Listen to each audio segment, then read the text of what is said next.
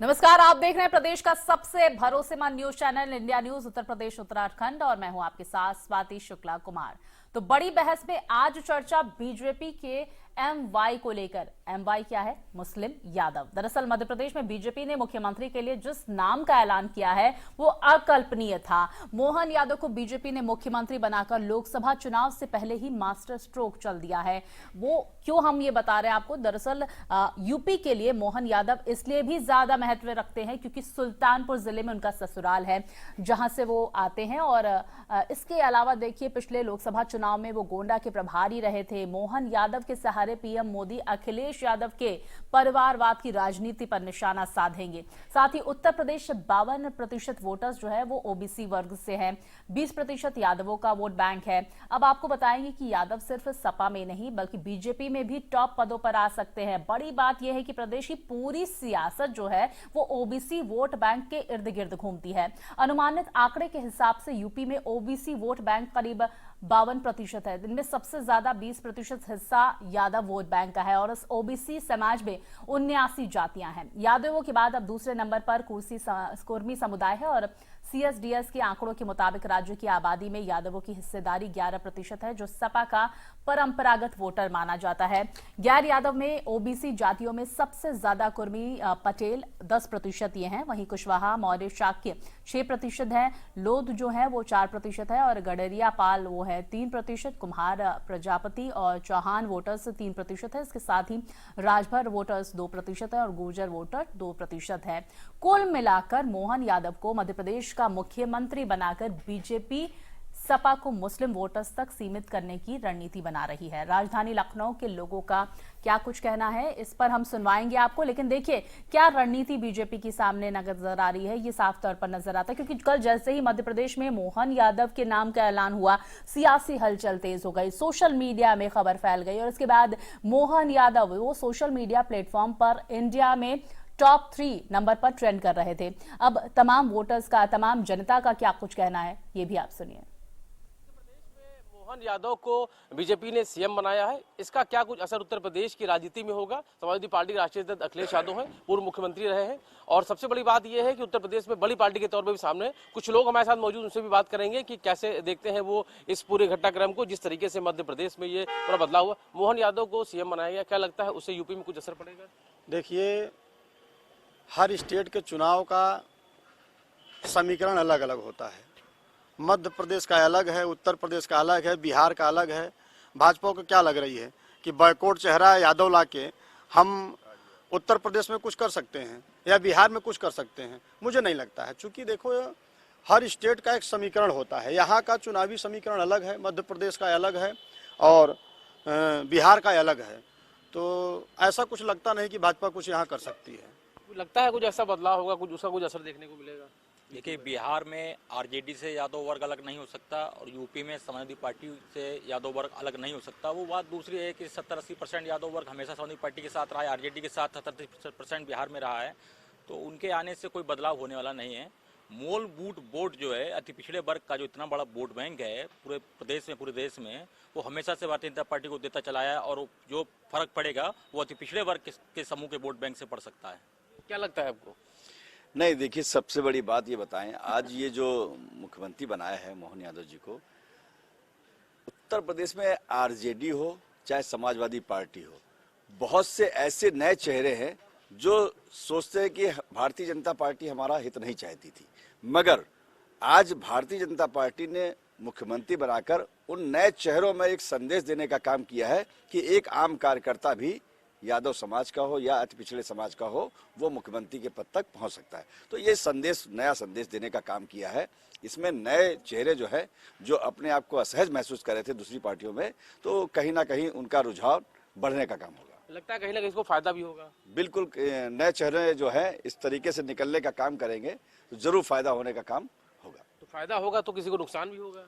जाहिर सी बात नुकसान होगा। और नुकसान किसको हो रहा है उत्तर प्रदेश में? देखिए, इसलिए जैसे अभी तक क्या था कि समाजवादी पार्टी पीडीए लेकर आई थी, पीडीए सिर्फ नाम का लेकर समाजवादी पार्टी आई, मगर एनडीए क्या, एनडीए पीडीए से ही तो देखो मुख्यमंत्री बनाने का काम किया ना। तो पीडीए वो काम का एनडीए दे रही है और बेकाम का जो है समाजवादी पार्टी देने का काम।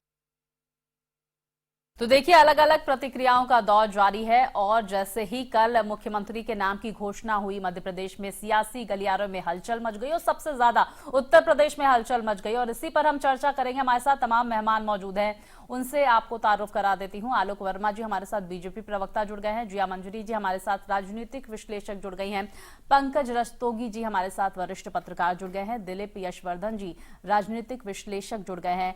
आप चारों का मैं बहुत बहुत स्वागत करूंगी और सबसे पहले आलोक वर्मा जी आपका रुख करूंगी मैं।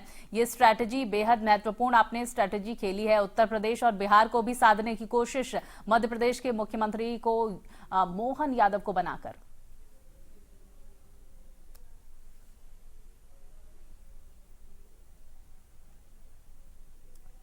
आलोक जी अपना ऑडियो अनम्यूट करें।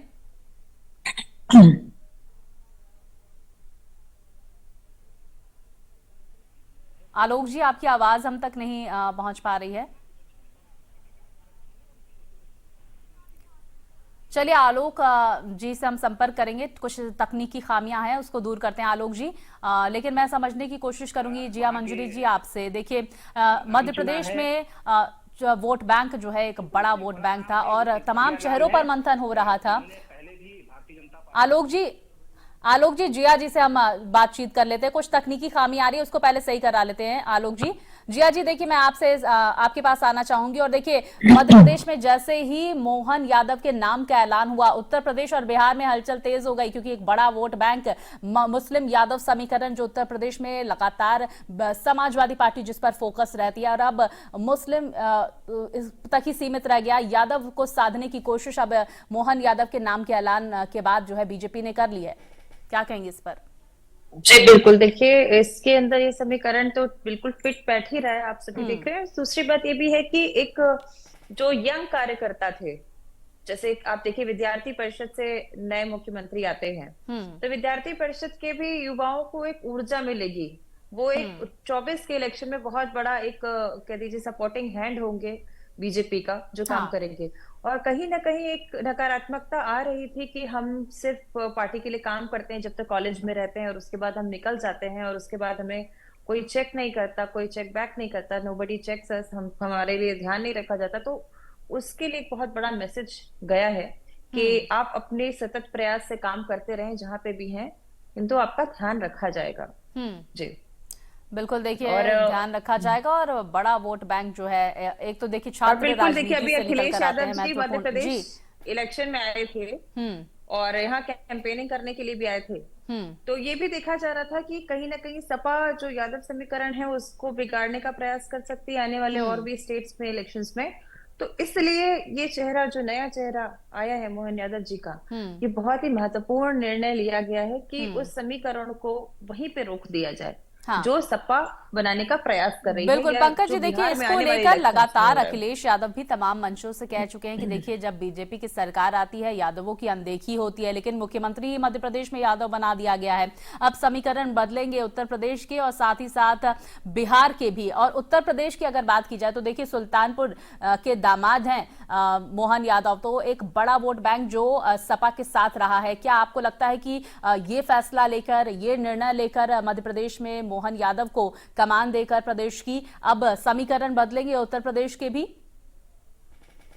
एक बात तय समझ लीजिए स्वाति जी कि प्रधानमंत्री मोदी और अमित शाह और जेपी नड्डा की रणनीति ने जिस तरह से मध्य प्रदेश के 10% यादव आबादी पे सेंधमारी करने का प्रयास किया है, और दूसरी चीज यह है कि मोहन यादव को बना के उन्होंने ओबीसी वोट बैंक जो देश में 52% है उसको भी साधने का एक प्रयास किया है कि उसने ये दिखा दिया है भारतीय जनता पार्टी से ने कि वो ओबीसी के साथ है, खाली उसकी कथनी और करनी में अंतर नहीं है। और पांचवी लाइन में बैठे हुए मोहन यादव जिनको उम्मीद ही नहीं थी कि मैं मध्य प्रदेश ऐसे बड़े राज्य का मुख्यमंत्री बनूंगा, उनको मुख्यमंत्री बनाकर भारतीय जनता पार्टी ने एक संदेश देने का काम किया है। अगर यादवों वोट बैंक की बात करें तो बिहार में 14% यादव है, उत्तर प्रदेश में 12% यादव है और मध्य प्रदेश में 10% यादव है, और हरियाणा, दिल्ली और आपके राजस्थान हो चाहे आपके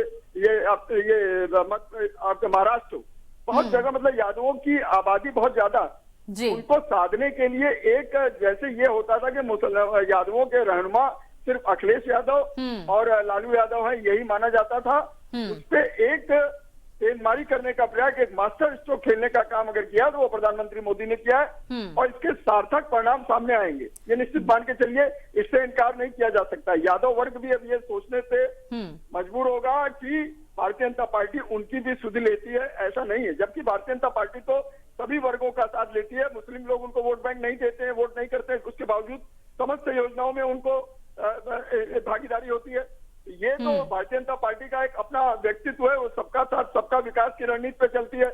हाँ। लेकिन यादव समुदाय में बिल्कुल, देखिए पंकज जी, एक बहुत बड़ी स्ट्रैटेजी के तहत, बहुत बड़ी प्लानिंग के तहत जो है मोहन यादव को प्रदेश की कमान मध्य प्रदेश में दी गई है। खुद मोहन यादव भी बेहद चौंक गए थे जब उनके नाम का ऐलान किया गया।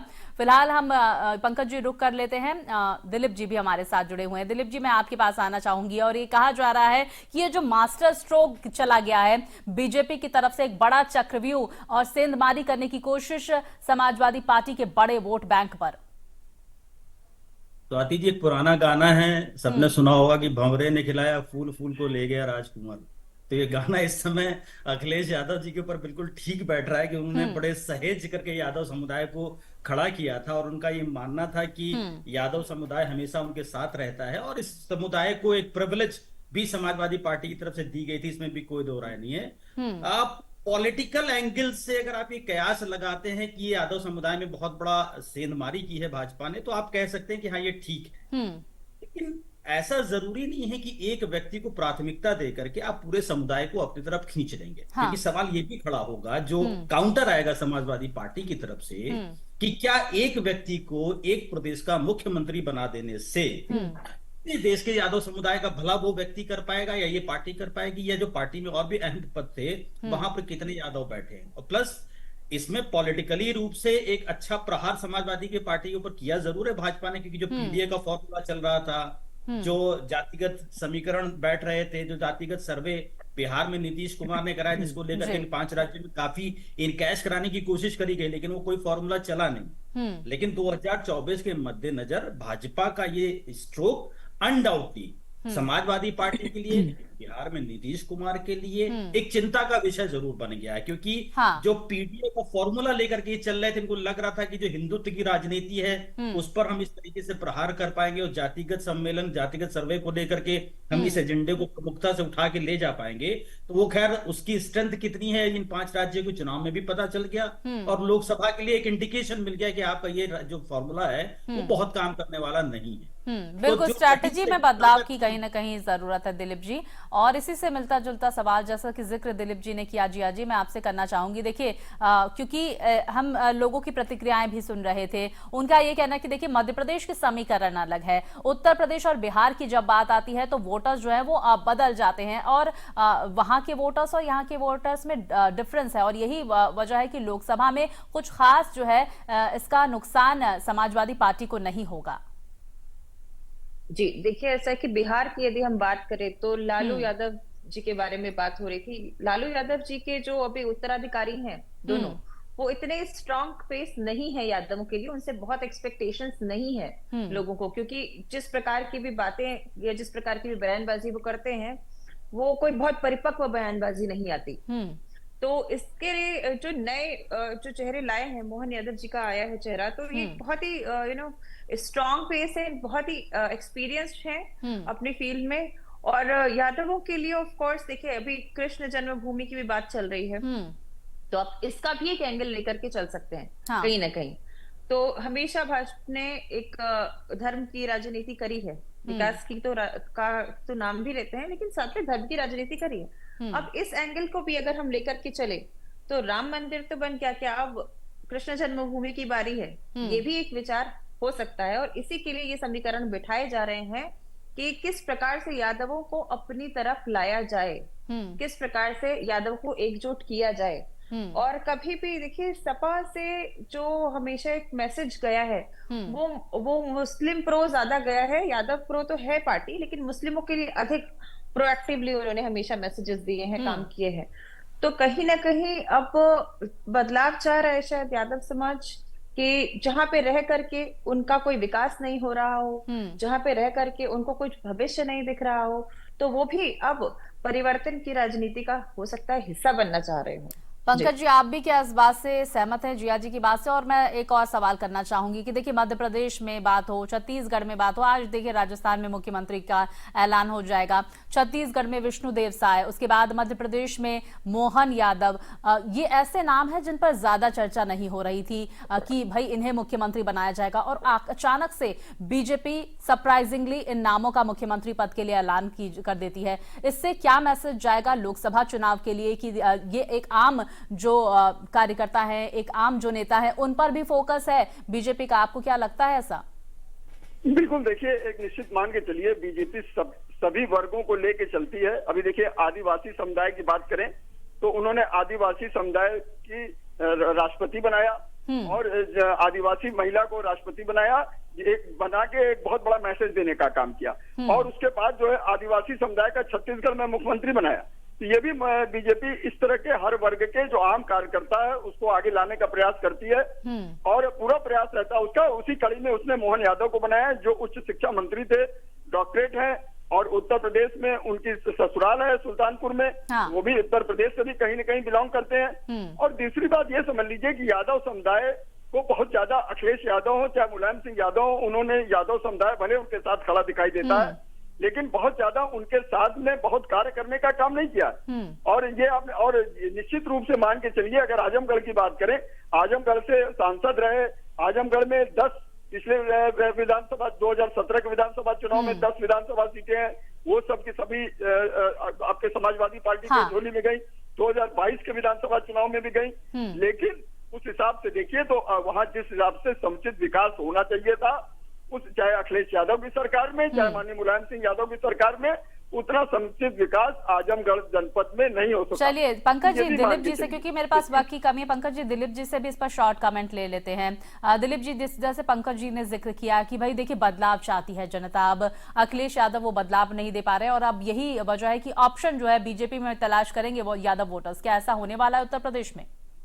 नहीं, मैं पंकज जी की बातों से बहुत इत्तेफाक नहीं रखता हूँ, अपनी जगह उनका अपना मत है। देखिए, एक आदमी के प्राथमिकता दे देने से पूरा समुदाय एक तरफ टर्न हो जाएगा, ये मैं नहीं मानता हूँ। दूसरा, जो मुलायम सिंह यादव जी थे और जो अखिलेश यादव हैं, इन दोनों के प्रति यादव समाज का एक अफेक्शन, और हमारी राजनीति में भावनाएं बहुत काम करती हैं। यहाँ काम हुआ कि नहीं हुआ, अगर इस बात पर सरकार बनती तो मुझे लगता है किसी सरकार कभी रिपीट ही नहीं करती, क्योंकि कोई सरकार मूलभूत सुविधाओं पर आकर के, मूलभूत चीजों पर आकर के काम करती ही नहीं है। हर की एक स्ट्रेटेजी है। समाजवादी पार्टी अगर MY फैक्टर पे काम करती है तो भाजपा हिंदुत्व की राजनीति पे काम करती है। तो हर आदमी की एक रणनीति है जो पॉलिटिक्स में काम करती है, और वो रणनीति उत्तर प्रदेश में समाजवादी के प्रति यादवों का मोह इतनी जल्दी टूट जाएगा, या एक व्यक्ति को जो यादवों से भी बहुत ज्यादा कनेक्टेड भी नहीं था। हाँ। मैंने कहा कि इमोशंस बहुत काम करते हैं। हाँ। तो मोहन यादव जी का कनेक्शन यादव समाज से उतना ज्यादा नहीं है, उतने ज्यादा चर्चित नहीं है यादव समाज में। तो सिर्फ यादव जाति से एक व्यक्ति को मुख्यमंत्री बना देने से पूरा समुदाय भाजपा की तरफ टर्न हो जाएगा, मैं इस बात पर बहुत समर्थन नहीं रखता। बिल्कुल, चलिए बहुत शुक्रिया आपका दिलीप जी, पंकज जी, जिया जी हमारे साथ जुड़ने के लिए। तो फिलहाल देखिए क्या कुछ समीकरण उत्तर प्रदेश में लोकसभा चुनाव को लेकर बदलते हैं, ये देखना तो महत्वपूर्ण होगा, क्योंकि मध्य प्रदेश में मोहन यादव पर दाव खेला है बीजेपी ने। अब उत्तर प्रदेश में ये यादव वोटर्स को लुभाने में कामयाब रहेगा या नहीं, ये तो लोकसभा चुनाव में ही पता चलेगा, वोटर्स ये डिसाइड करेंगे। मेरे साथ इस चर्चा में फिलहाल इतना ही। खबरें लगातार जारी है, आप देखते रहिए इंडिया न्यूज उत्तर प्रदेश उत्तराखंड।